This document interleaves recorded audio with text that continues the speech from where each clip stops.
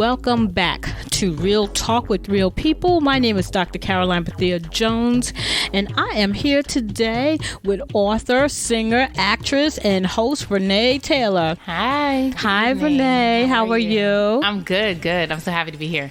I'm so happy to have you here. Yeah. Yes, we're going to have a little candid conversation. Is that okay? Of course. It's a long time coming. We've got a lot to catch up on, though. We do have a lot to catch up on. Before we get started, let me tell you a little bit about Vernae.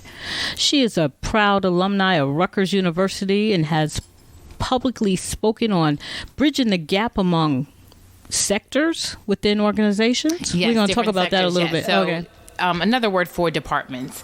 So, streamlining departments. A lot of times there's like a bit of a separation when you're in corporations. Okay. You figure, well, I work for this department or that department. And sometimes there's no mixing and mingling. Oh, okay. So I spoke about the diversity in departments and how to kind of network and intertwine those worlds so there's no division. Oh, that's wonderful. Yeah. Wow. Okay, we're going to move on. The impact of performing arts within society. You're going to tell me a little bit about that. And the influence of elders within the community. Yes. Shout out to my 89-year-old grandmother. She's All right. 90 this year. All right. My father's going to be 90 this year. Awesome. I know. Isn't that awesome? What month? August. Okay, she's October. Oh, well, okay. Oh, so that's coming right around the corner then. It is. Okay, as the founder of Triple Threat Vision, an events company, she has hosted a sister-to-sister talkback and the family affair. We're going to talk about that too. Yes. A collective arts experience, creating a platform for entrepreneurs and talents within a family-friendly atmosphere. Her planned future projects include a live podcast in winter 2019. Yes, let's talk about it. We're going to talk about that. Publishing her first volume of poetry, Life, Love, Loss, and a book in her father's memory, Letters to My Father. Well, welcome. Yes, thank you. I am happy to have you. Yes. Because you are a terrific young lady. Oh, thank you. No, seriously. You made such an impression on me when I met you the first time that I just needed to always keep you in my corner. I'm like, I like this girl. It is so funny because so much happened that night. So it's almost a blur as to our first meeting. I know. Because I know you were at a table. It was kind of far away at the audition. Yes. And it went by so quickly. So I don't think we had much dialogue. No, afterwards. we didn't. But what happened was, there was something about you. You had like that black girl magic. Yeah. You had that black girl magic, Vernae. So when I saw you and like you said, it was a brief conversation because we were looking for actresses to play a part for Black Women Walking. Yes. And I was very impressed with you, though. Thank you. So even after everybody left and we were going through all of the auditions and the pictures, I said to Kiana, I like her. Oh, nice. And I wrote that down. Even when I was like, I like her. There's something about her. I like her. Awesome. That's awesome. I mean, I've always been told, just be within the audition process, within entertainment, as I've been doing it for quite some time, that it's not even about being the best, right? Or the most talented or the most beautiful, because there's always someone that's better or maybe at the top of their game. And sometimes you're just not what they want. But it's really about just making whatever experience, however it is that you make them feel, making it unforgettable. And you were. Thank unforgettable. Because you see, I called you up. I know. It was so strange because, I felt like I totally bombed the audition. And I was very shocked that you called because I was like, oh, this is horrible. They're not going to call me. I'm not going to get the part. So, see? Yeah. Now, things didn't work out the way we wanted it to. But I'm going to tell you something else that's lovely about you. Because even though the production was shut down in the manner in which we tried to get it hosted. Yeah. I said to you, well, my ministry is going to still do it. Yeah. We're going to do it as a reader's theater. That was nice. And you were like, well, I want to come and see it. And I was like, well, you can come and see it, but if you want to, you could even still read your parts. Oh, nice. Yeah, it was nice. It was very, very nice. And the only thing I regret is that we really didn't record that much of it. Oh, gosh, yes. That's a big regret for me right now, and it's even more common than not, even with the Nina Simone play that I just did. Yeah. Simply Simone. You don't have footage for that? Oh, my goodness. When I tell you... I want to say Sony might own the rights to her estate and to all of her music and all of her work. Okay. And they were very strict in terms of like pulling some of the scores, and there being no photography, no recording. Oh, I wasn't aware. Videotaping. So, you know, still to this day, I tried to reach out to the city because, you know, they sponsored it, Union Township, to be exact, along with my director. And nobody had come up with anything. And we were even looking to do additional dates. Right. Because the show was so highly acclaimed. It was. So high in demand. You know, we were busting out the seams. I mean, so many people that I know that did purchase tickets weren't even able to make it in. Because you couldn't find parking. Exactly. We were beyond the fire code at that point and capacity. So, you know, with that, such an amazing memory. Thankfully, we took a lot of pictures. Yes. And I have the experience of those that I'm still connected to, but no video footage. Maybe one or two from my rehearsals and our promo video. It was really, really, I was so impressed with you watching you in that play. Oh, the Nina Simone. Oh, it was hard. Nina was such a character. There was so much dialogue. Yeah. There was so many roles, so many characters. And with a play at that budget, that low of a budget, you know, we didn't even have a set. You know, we had our little, right. We had our little but chairs. it worked. But it worked. It really worked. Yeah. It really, really worked. And Well, it was I so appreciate you enjoyable. coming and supporting. That was awesome. Yeah. Yeah, it's awesome. So what are you doing right now? Oh gosh, what am I not doing? So as you mentioned in my bio, I actually did start the live podcast that's through Anchor Radio, and it's called Let's Talk About It. So right now we're on hiatus, but you can still go on Anchor Radio, C1 Photography, or C1 Management, and you can locate the past episodes. And then I am still singing and acting. Singing is my first love, and after Rutgers, I got into acting, musical theater to be exact, and then into film. So for those that know me, just recently I was at Harrah's Casino, or you want to say Casino Resort, out of Atlantic City. We just debuted Balance of Love. And that was a musical journey. And it's such an amazing show. It was the first gospel show that they featured at the resort. And that's deep. Yeah.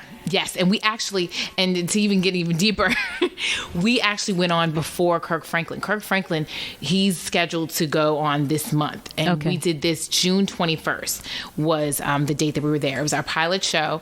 And it was great because we had all the executives from the other casinos there to watch us. Okay. And so, I don't know that I should say it, but it's kind of like a little spoiler. We have been told that Hard Rock just picked it up. Wow. So I'm so excited about that. Because I've never been, I've been to Atlantic City. That was maybe my second time in my adult life. Okay. But I've never performed. Never performed there, in of Atlantic course. City. So for me, it was such a milestone. Even though I performed on stages that large, but it was like, it's Atlantic City. People come through here and get residencies, and people. Some people just come and they're like, I have a pass. They want to see shows every year, every season. They're faithful. So I'm really, really excited about gaining that audience. And now I'm actually featured in Another Chance. And that is a gospel musical as well. And for those that are theater people, it debuted about 20 years ago at Crossroads Theater. The Tony-nominated theater, yes.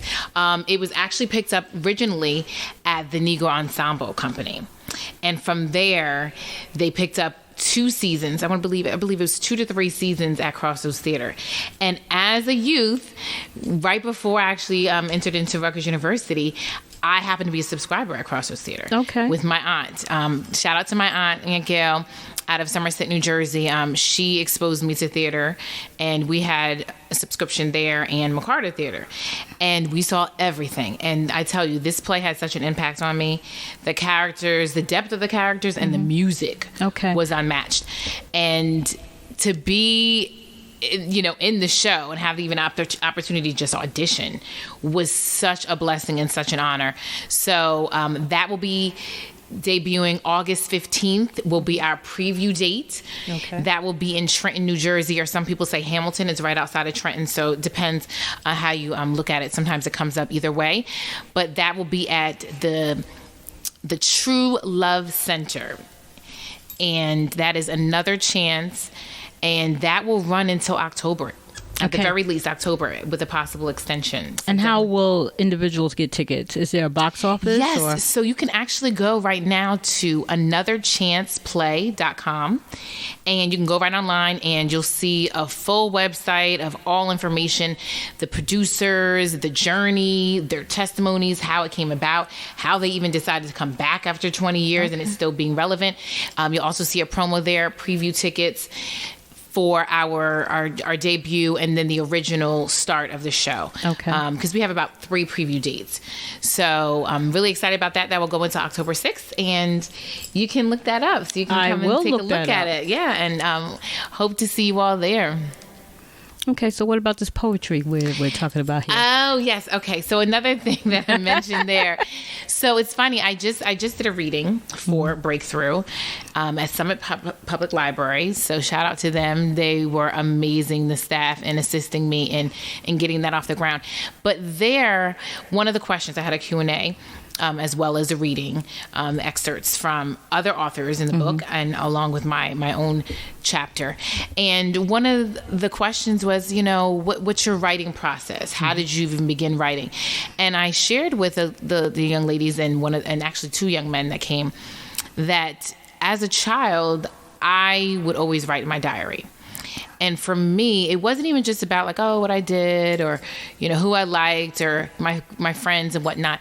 I found that I liked poetry. I started writing poetry, or I was always very creative and expressive. My dad was a poet. So, and my mother sings as well as my brother. So we're just creative beings. And I found that being a really good outlet for me whenever I was struggling with anything, out of adolescence. Right. Yes. Yes. And being a teenager and being a young female, and not having a lot of African Americans in the community that I grew up in. So I always would write things out, just get it out of my body if I was struggling with something. And I just continued in that path. And I guess that you could say that birthed Life, Love, Loss. So this is a publication that's already been copywritten. It's already been compiled. I simply just waiting to get that published. And I don't know why I've been sitting on it for some time. I guess at times you feel like, oh, is it enough? Am I good enough? Oh my God, Am I a real poet? I'm going to tell you how crazy this is because I'm telling you, I've already done a couple of interviews already. And that was the conversation this morning. We're such a perfectionist that you don't really know if it's good enough. You keep saying to yourself, am I good enough? Is someone going to accept me? Is this how it's supposed to be done? And that's how we cripple ourselves, Vernae. I know. You're right. And you're absolutely right. And that's what I even learned with your play, Black Woman Walking. Yes. That it's really just about pushing through. That's right. Just do it. Stepping out on faith. Yes. Moving with courage. Absolutely. Yes. And that's why I was so moved by that presentation and so happy and honored to be a part of it. And just the intimacy that we had with the young women, the level of transparency and openness and willingness for people to participate and share their stories was so powerful, because a lot of people, like you said, they do not feel like they're good enough. Right. It's just do it. I think it was Whoopi Goldberg said in Sister Act. She was like, oh, well, you a singer, girl? If you wake up every day and you can't stop thinking about music, then you a singer, girl. And you just do it. Yeah. And that's what makes you a singer. And it doesn't even have to be on a large scale. Who knows? Maybe I won't be at a huge platform on a huge stage doing my poetry or doing an open mic or spoken word, but it can reach somebody. Yes. And I learned. And if it reaches one person, I did my job. You've done your job. Absolutely. Yes. And I love that you said you did your job, because I think a lot of people miss the fact that we are all put here for a purpose. Yes. We all have something in us, right? That is divine, that is unique. to us. Yes. There's no carbon copy. There's nothing like it. And we have a responsibility to be here and to live our lives of purpose and to share that with someone else. Exactly. And I always learned, growing up, I always said, the anointing. You have a perception of what anointing and right. people that have such a light on their lives, right? And the gifts that they have. And you're like, oh, I wish I had that gift. Or I wish I could pray the way they pray or sing the way they sing or, do whatever it is that they do. And then you realize what they've been through, right? To have that gift and to carry that gift, because like I said, it's such a great responsibility. But more importantly, I've spoken to different people and they're like, the anointing is not for me. It is for someone else. So that light that you have, whatever gifts you have, it's not for you. It's for someone else. It's for someone else. And I was always so hard on myself, being a vocalist, singing at Rutgers and a lot of competitions. And I just remember I would feel like, oh, I did horribly. I bombed. And then after the show, there's just one person that might say, oh my gosh, that really moved me. Right. Or that really resonated with me. Or your voice is so beautiful. And there it is. And it's just that one person that I did my job. Exactly. And that's all that matters. And that is what I'm trying to get across to people on this podcast. I need you to understand that we all have something. It's not the same gift. It's not the same something. Right. Somebody could look at me and say, oh my God, she's awful. And somebody else could say, she is life to me. Yes. You understand what I'm saying? Absolutely. So if we get caught up in the negative, we kind of forget all the positive that's right there. Yeah. I think, and it's really about discovering yourself. Yes. Right? That's really what Breakthrough is also about. Discovering yourself and just being honest. Being honest with yourself. Being honest with yourself, with what you find. And I think it's more empowering. It's more empowering to not to kind of look at, and I don't even like to call it negatives, right? But to look at areas where you maybe can grow and develop and looking at, okay, so how can I make this better? How can I grow in that area? Right.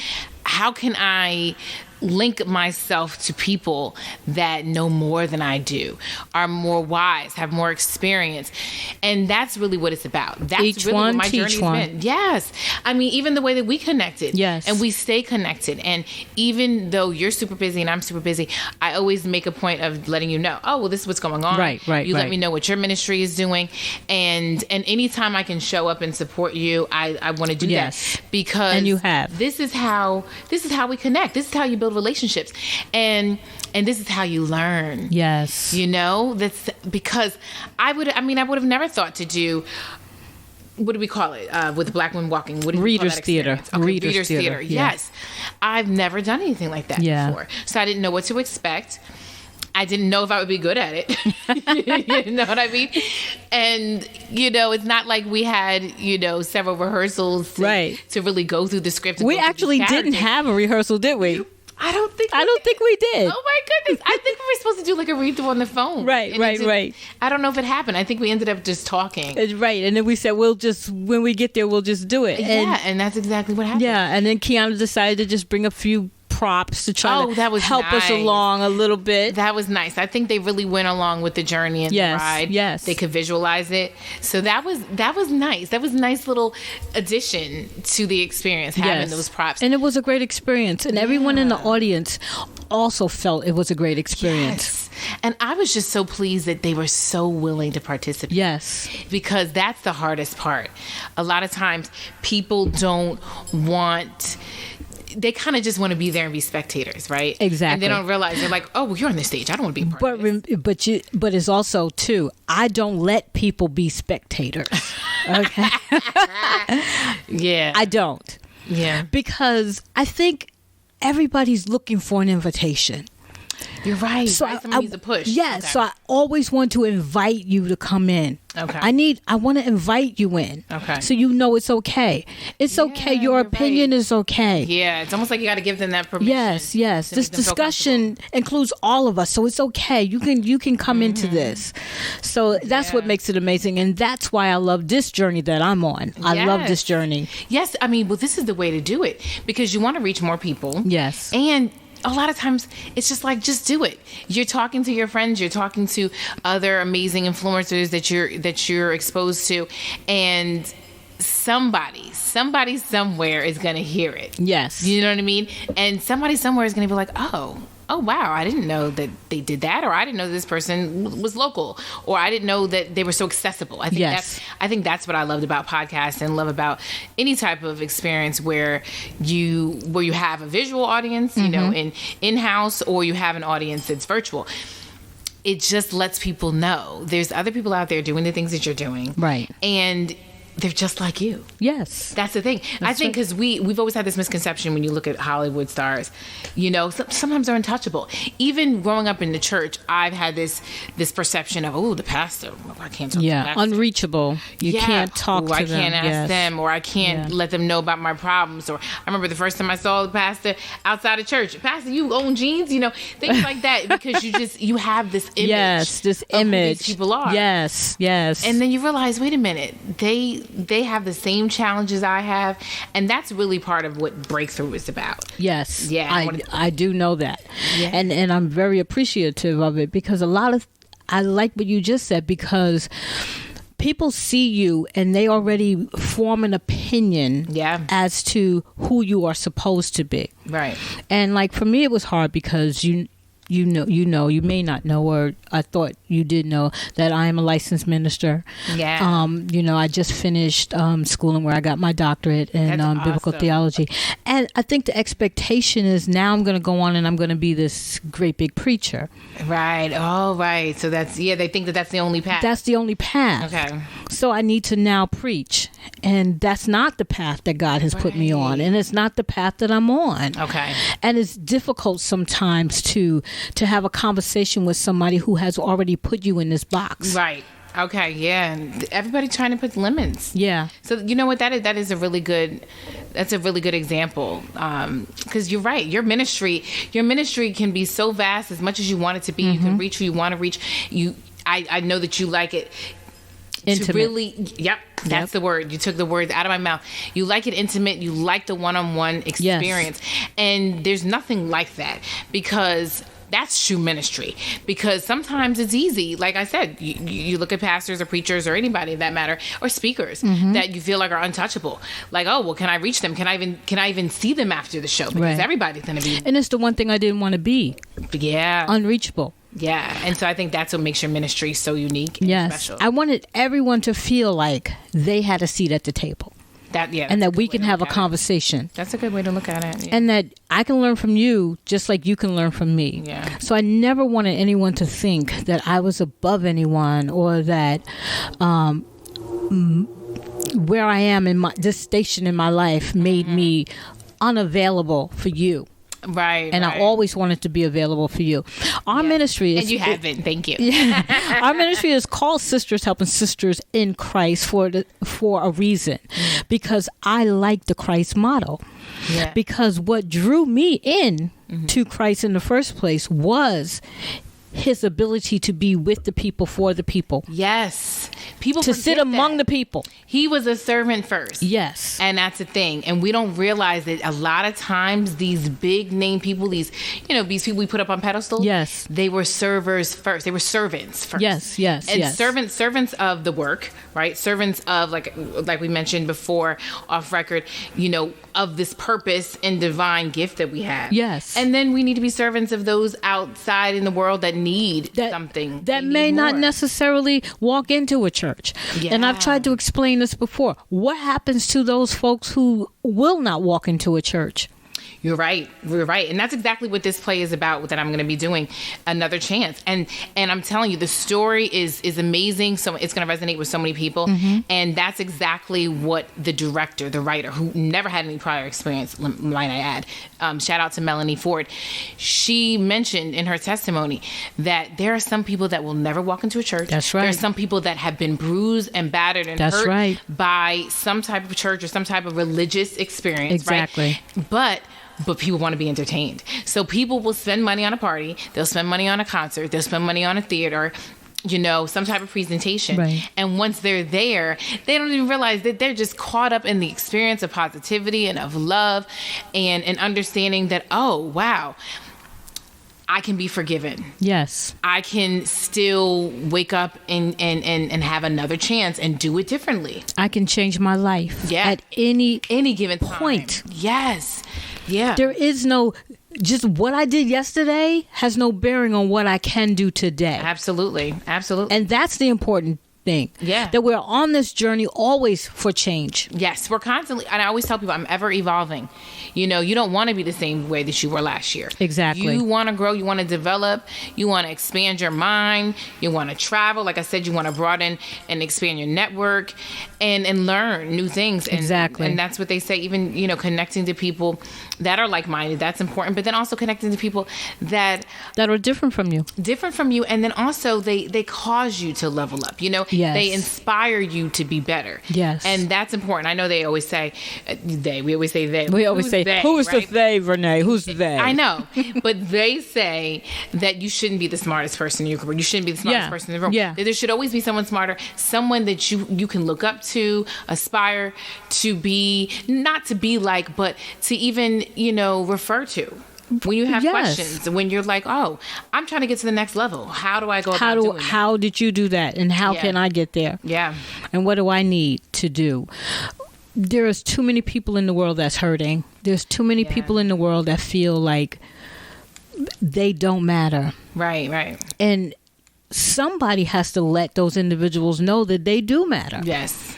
So when you come into Sisters Helping Sisters in Christ Ministry production, or whether it's a Bible study, or it doesn't matter what it is, you are part of the whole entire thing. Yeah. You never sit and be a spectator. Right, because you won't let that happen. No, you never sit and be a spectator.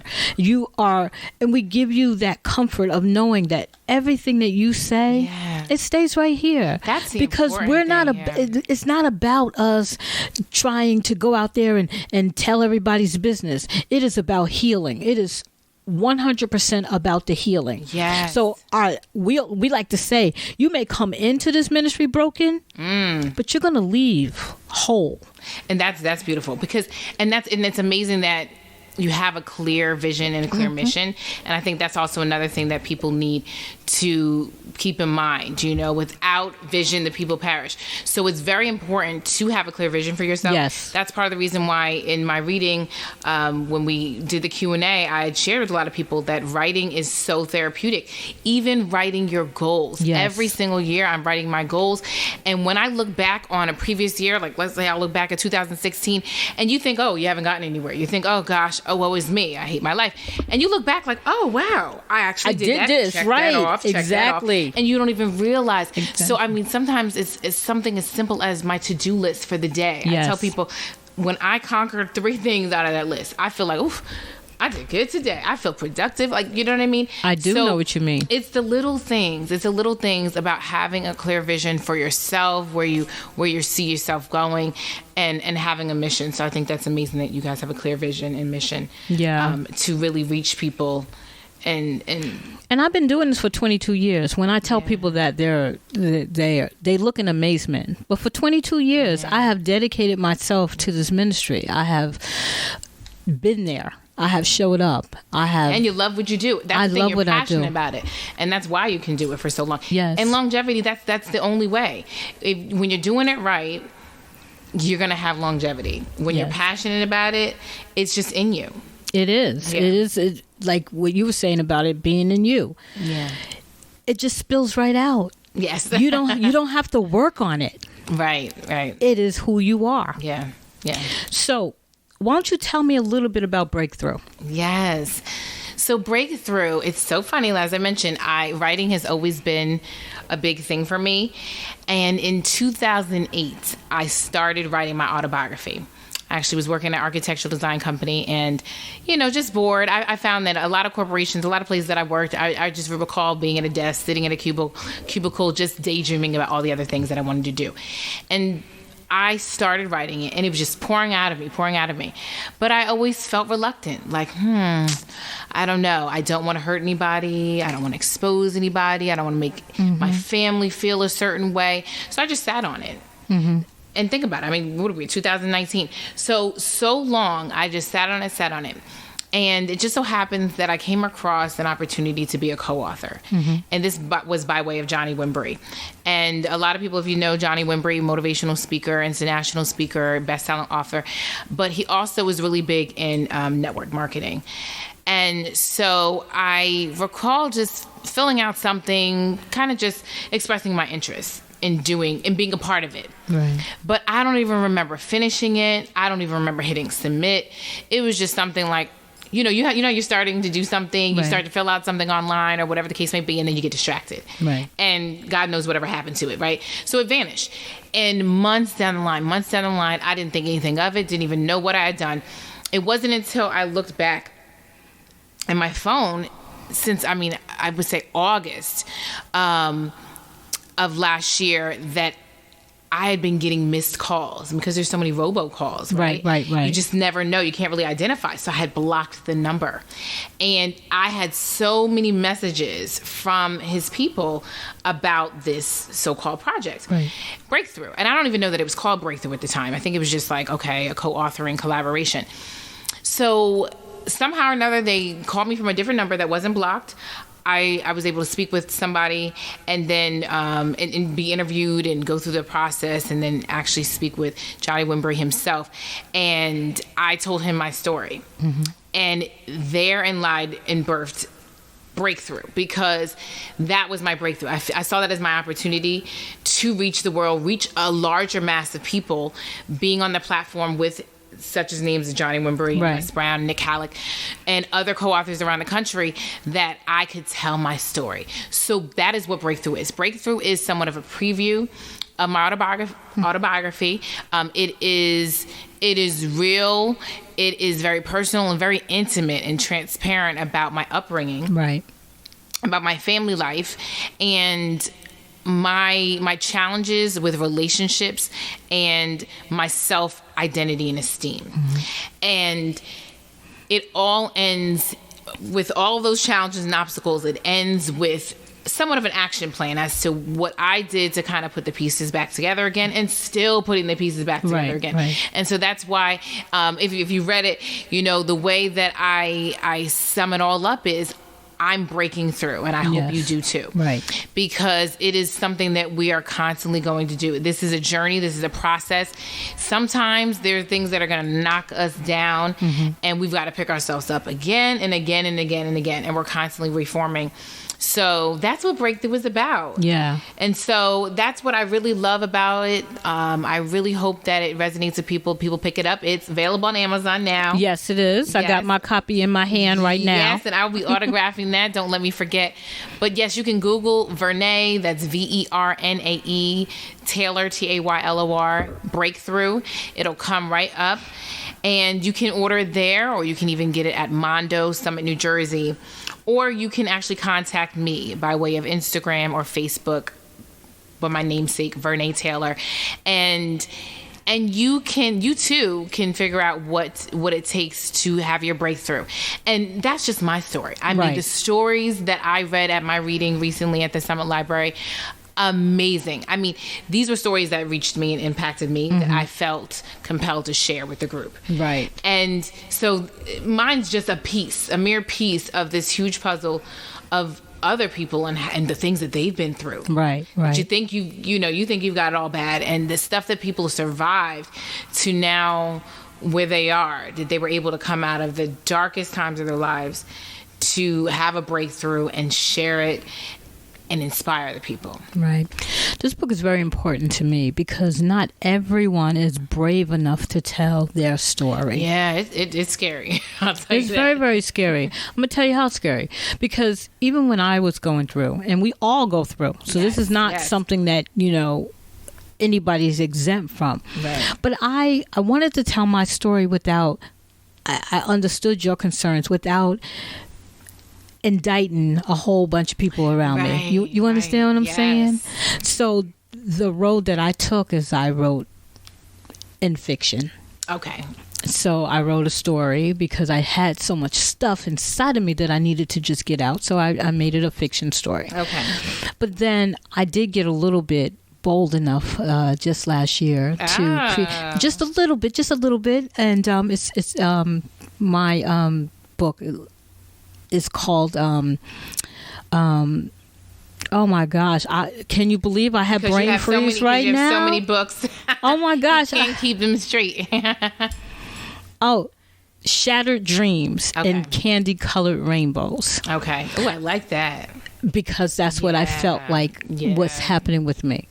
That shattered dreams and candy-colored rainbows. That's life. Yeah. That is so indicative of life, right? Yes, because yes. You're going to get the good and the bad. You're going to get the good and the bad. Yeah. And even then, I withheld so much stuff. Oh, as you're writing, you're already editing? Self-editing? Yes, already self-editing. But I wrote it in like poetry form in prose so that I can kind of... You feel better when you write. This is what you were saying. Yes. And there's something very comforting that comes with you being able to let it all out. Yes. And and with the poetry, it's so fluid. It makes it catchy.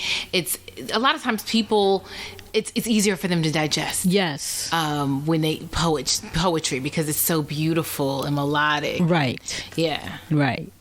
So I understand, and that's why I applaud you for the courage to, autobiography. It's like people, I'm thinking about an autobiography myself, but trust and believe, I'm going to be real old when I write it. Well, and I'm telling you, with the actual release of my autobiography, there's no telling when I'll get a chance to actually revisit it and finish it and finally release it. But I mean, when I tell you so much, I was reluctant to the point where I just wasn't sure if it was even going to happen, right? That's another thing. You have this kind of sense of disbelief or doubt that, like, okay, this thing, like me being an author, me being featured in this book.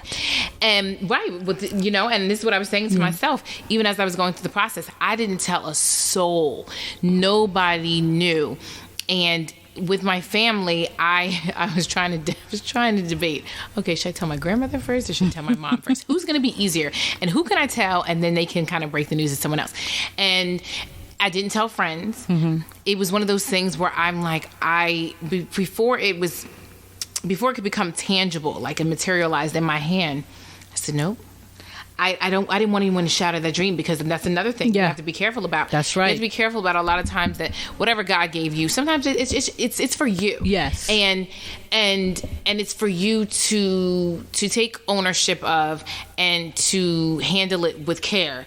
So you can't share it with everybody. You can't. And I find, and I learned that the hard way, that at times you can't tell people that maybe are small-minded, mm-hmm. or maybe they're rigid, or maybe they just don't have the courage, mm-hmm. and maybe they're just by the book, right? Some people are like, I want to go to my 9 to 5. I know where my benefits are coming from. I know where I'm going to get paid, and that's fulfilling for them. Right. So you can't expect that everyone's going to understand the wavelength or the frequency that you live your life. Yes. And for me, the way I live my life, as I mentioned in my bio, I really want to inspire people to live with purpose, mm-hmm. and to understand that they have greatness in them.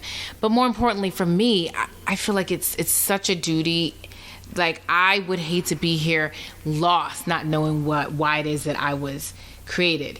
And so that's my greatest mission in life, to just know why I'm here and what I should be doing. So the journey to find your purpose. Absolutely. Mm-hmm. And so for me, I'm all about, I want to live, mm-hmm. while I'm here. Because some people are just living to die. Yeah, yeah. Yeah, so I don't want to do that either. No. Well, you haven't. You've done some good work. Well, I feel like you. Listening to your story, I got to tell you, you captivated me, because I'm sitting here and I'm listening to you and I'm saying, that could be me. I mean, that is me. That is you. She's me. Yes. You know what I'm saying? Right. And it's like, everything that you were saying, you went to school. I was like, I'm sitting here and I'm listening to you and I'm saying, is she talking about me? Does she know about me? Is that my story? Yeah. And that's the way it was when I wrote Someone to Love. When I wrote Someone to Love, that was my first book, the fiction book. Nice. And there were so many women who came to me and said, it was as if you knew my story. It's as if you knew me. That's what it is. That's the kicker. Yeah. Because you're not the only one that's going through.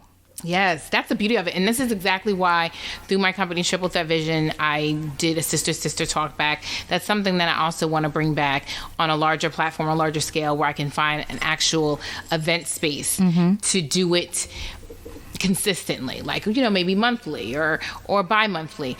But I have this conversation with a lot of my girlfriends, even now that I've had for maybe 20-year friendships, and we always discuss, like, we as women need to get together a lot more often, because when we do, even when it's something casual, like, oh, we just happen to be going out for someone's birthday, right, the conversation always gets to life challenges, relationships, self-esteem, depression, health, and fitness. There's a wide array of all the things that we talk about, but it's amazing when these conversations are opened up, the dialogue and the things that people share, and then things that you discover about your friends that you thought you knew. People thought they knew me, and they're like, oh my gosh, I can't believe you've been through these things. You don't look like what you've been through. Or because I'm bubbly, or I'm vocal and I smile a lot, and they don't realize sometimes that there's a lot of pain behind the smile. But when we sit down and as women, and share these things with each other, it's like, wow. And think about how many women have not sat down, haven't felt comfortable in a space to even share their stories. So they don't even know that the person right next to them has experienced the same thing, can probably share some tools, share some valuable advice with them, and they just don't know because they're silenced. So that's what my mission is with mentorship. I know that's your mission. Yes, that's my mission as well. Yes. And it's so important. It's so important that we get together and just build and support one another. And that's the only way we're going to grow. That's the only way we're going to have our breakthrough and get past a lot of these generational things. It is generational. A lot of it is generational. Yes. And we've been taught to be silent. Yes. Tell me about it, especially as women, as Black women. Oh, no. Especially as Black women. Especially, yes. And that's the part we have to change. Right. So, and like you said, creating the safe space, for women to come to your events and to your workshops and feel okay, like, oh, okay, I can share, because there were so many bashful women at Black Women Walking, and a lot of them were like, oh, I don't know what I should say. They were hesitant just to come up to the stage. They were hesitant to read what was on the page, but they got through it. Yes. They got through it, and they did it. And some of them probably never spoke in front of people at all, because public speaking is like one of the greatest fears that people have. Yes, that's everybody's fear. Yeah. Everybody's fear. Mm-hmm. But it doesn't have to be. Right. Because what you say is important. Yeah. And what you say means something to someone. Right. To someone. Yes. Even if it's just one. Even if it's one person. Yep. Exactly. Yeah. I don't like for women to feel like they need to be silent. No. It's not a good place to be, especially not in these times. In these times, it's even more important. Yeah. Our voice is even more important. I think for me, just being a fatherless child right now, my dad, we actually just had his 8-year anniversary this past June of his passing. And there's so many people out there that are misplaced, abused, abandoned for whatever reason. They don't have a sense of identity. And it's so important that we, as women that have a voice, a strong voice, I always consider myself an advocate in any space that I've worked in. Yes. That it's really important that we can speak up for those that can't. Yes. And when we speak up and we tell our story, we can sometimes save these young girls from going through what we went through. If they know, well, listen, this is, maybe try it this way. Maybe walk this path. Maybe don't hang out with that person, and, well, this is almost like being proactive. Yeah. Because a lot of times it's so easy for us to be reactive. But if we could be more proactive about everything, a lot of world issues, I just feel like things could be a lot better, a lot lighter. We could be saving lives and saving people from a lot of unnecessary pain. I agree. Because like you said, when they can't speak up for themselves. Right. So that's what it's all about. And I just want everybody to feel okay with having a voice. I don't know, and it starts young, because I remember when I was younger, I literally didn't have a voice. You really couldn't say what you wanted to say. You really couldn't speak what you wanted to speak. Yeah. And like you, that's when I got into writing in my diary, because in my diary I could say whatever I wanted. Yes. I can put down my feelings, and I didn't have to worry about the whole stigma of, you're to be seen but not heard. Yes. And so I was able to, at that point, start writing at an early age. And I think when you see, especially young girls, and they're already writing consistently in their diary, they have a lot to say. Yes. But just don't have a voice to say it. Right. And then a lot of times, whether it be the diary or they're doing poetry or people are writing songs, sometimes these things, they end up being a best-selling book. Yeah. They end up being on an album. They end up being with some type of award, simply from just the organic experience of getting it out. And so another thing that I shared, about writing, and I really credit, I believe it was Oprah that said it, either Oprah or Maya Angelou, but the gratitude journals. I don't know if you have one or if you started one, but I know I started one about 3 years ago, and that was life-changing.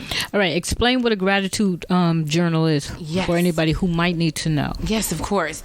So the gratitude journal for me, and there's different ways to express your gratitude, but for me, it was something that I wrote in daily about the day. Every little blessing, every little thing that I was grateful for or happy about. It could have been something like, oh, I found $1 on the floor. Or, a little girl smiled at me in the park. Or somebody held the door for me. Or, or I got a little something extra when I went to go buy something at a food place, at a fast food place or something of that nature. It could have been something really, really masterful, like I conquered something today. And I would write that in my journal every single day. And then you have a chance by the end of the year, and there's also other ways that you can do this, and I'll express that in a second. But by the end of the day or the end of the year, you can go back and refer to these things that you went through, the things that you can celebrate it. Like, oh my goodness, like I thought that I was so broken and God forgot about me, or people forgot about me, or I don't matter. And then you look back at how in the ways that you've been blessed. Yeah, it does something to your spirit. It actually changes your attitude. Another way that I express my gratitude, and I learned this, I don't even know where I saw this written, and I wish I knew so I could credit the person, but I did the gratitude jar. So that's another thing where you write down in little pieces of paper that you fold up, and you write down different things that happen, amazing things that you're grateful for and thankful for. You put that in the jar. And for New Year's, everybody's worried about turning up and going to the next party. For me, it's always about, even as I come up on my 37th birthday, it's always about self-reflection. Okay, so what did I accomplish? What did I do? What maybe didn't go so well? How can I change things and turn things around? And who is it that I want to become? And that's how I close up the year. So at New Year's, when maybe you're watching the ball drop or you're seeing fireworks or whatever the case may be, I am reading everything in that jar to be reminded of how the year unfolded and all the beautiful things. That's actually beautiful. Yeah. I might incorporate that myself. Yes. And it's so funny. Or however you might want to. There's different ways you can do that. Yeah. But for me, it was actually the opposite. I wrote in my journal when things were bad. Yeah. Because that too, when I was a kid. Yes. Yeah, because I wanted to get it out, but I didn't want to forget it.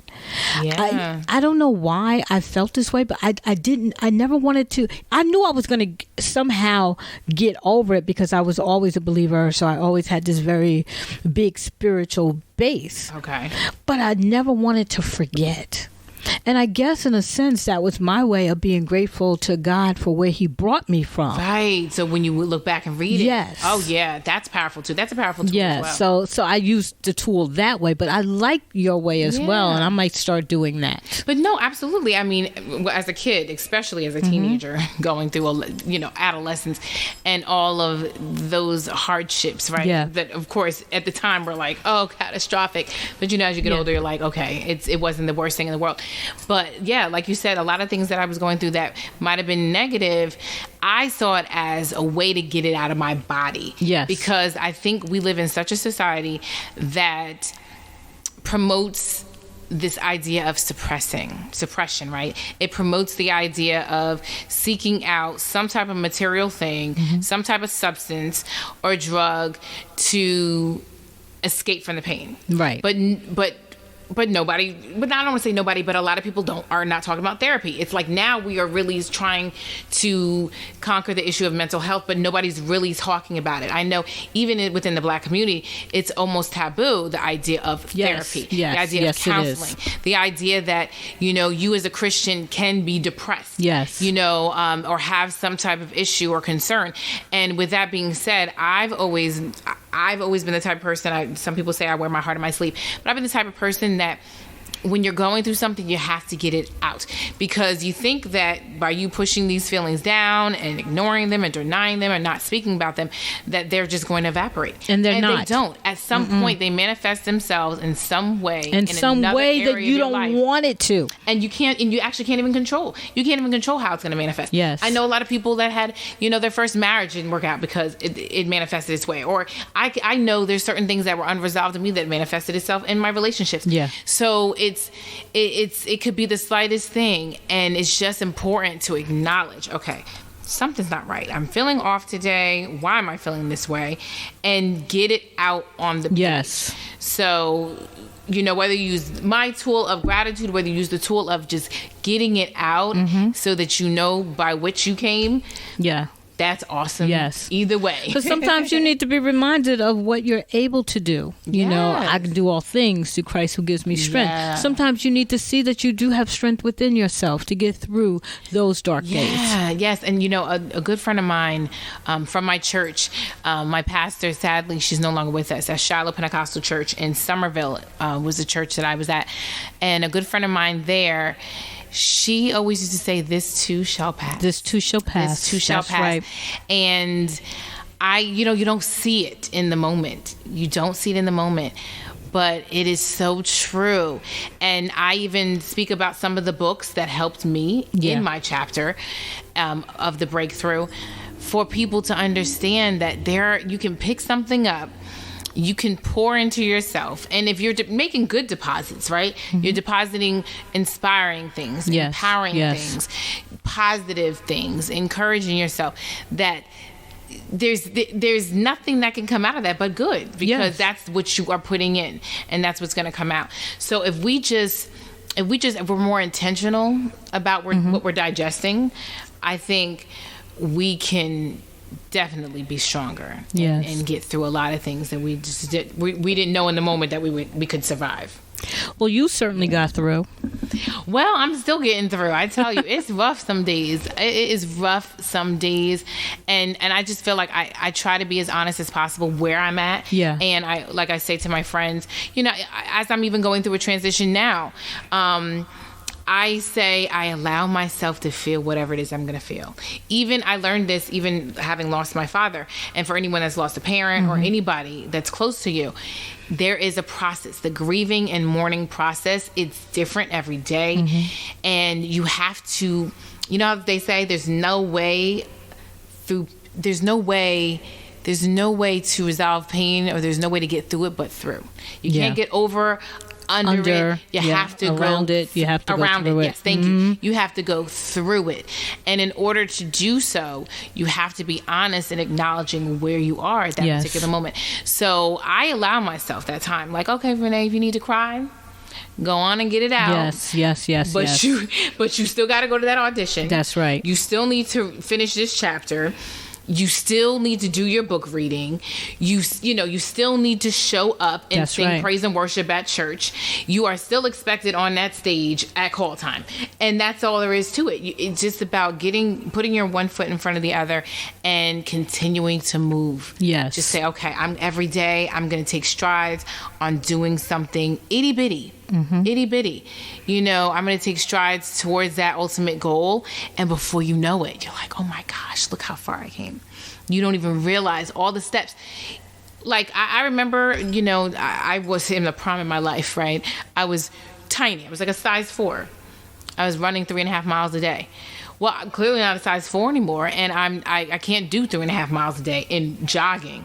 But I said, okay, well, I can work myself back up to that. So it took, all right, I'm going to start walking. Yeah. I'm going to start power walking. Yeah. 1 mile, 2 mile, 2.5, 3 miles. And before you know it, you're right back where you started, or you might even go even farther. Even further, yes. So it's just about doing it. Yeah. And keep moving.